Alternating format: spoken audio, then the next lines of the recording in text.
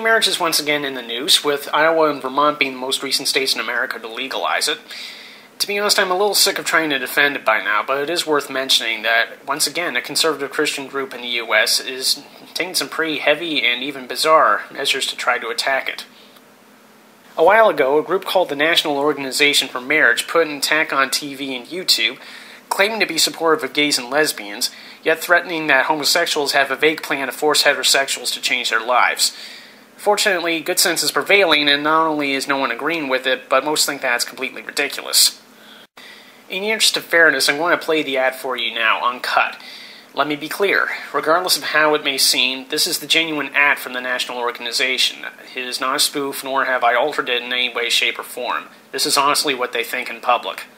There's a storm gathering. The clouds are dark, and the winds are strong. And I am afraid. Some who advocate for same-sex marriage have taken the issue far beyond same-sex couples. They want to bring the issue into my life. My freedom will be taken away. I'm a California doctor who must choose between my faith and my job.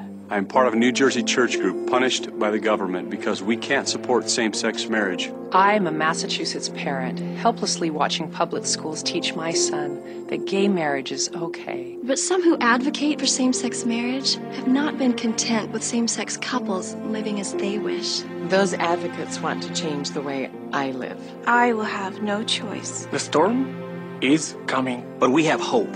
A rainbow coalition of people of every creed and color are coming together in love to protect marriage. Visit nationformarriage.org. Join us. Paid for by National Organization for Marriage. Judges? Frankly, pretty much all the anti-gay marriage arguments are so stupid that it's a wonder that anyone ever took them seriously. The National Organization alone is claiming that in Vermont, the legislature has taken away religious liberties. First of all, no proposal to legalize same-sex marriage has ever forced a church to conduct one of these ceremonies. It simply means that the regional government has to recognize it, whether they choose to get married at City Hall or through a clergyman who actually reads those parts of the Bible that demand compassion. Second of all, I can't help but notice that this group is unable to be pleased by attempts to satisfy its own criticisms. The anti-marriage crowd has always said that the courts shouldn't create the law, even though strictly speaking they are just troubleshooting existing laws, which is exactly what they're supposed to do on behalf of the people. Yet when Vermont legalizes gay marriage with a free vote in the state Senate, the religious right are still up in arms. Finally, the stories being concocted by this group are very one-sided and quite frankly dishonest.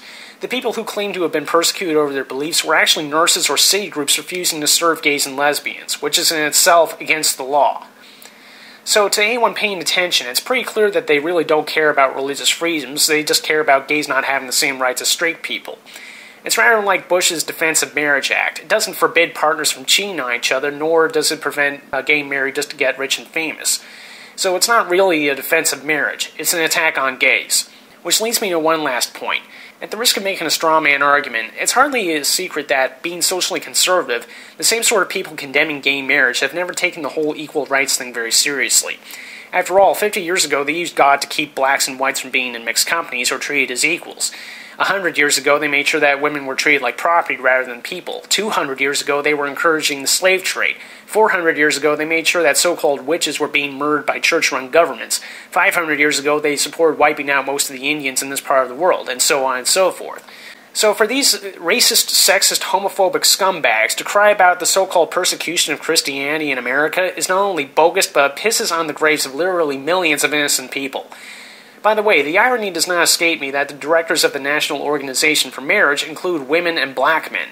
Am I the only one who has actually asked these clowns why gays and lesbians don't deserve their rights as well? If there's anything else that can possibly make the downfall of the so-called Christian right more entertaining, it's that every so often you hear about one of these conservative ministers getting caught doing something that's not only highly embarrassing, but a crime.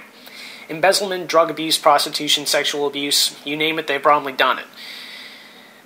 This leads me to my biggest beef with these goons. Leaving aside that in North America, the government is supposed to be secular and representing everyone as opposed to just right-wing Bible thumpers, before you even dare to declare yourselves the world's moral police, you had better make damn sure that your own slate is clean first.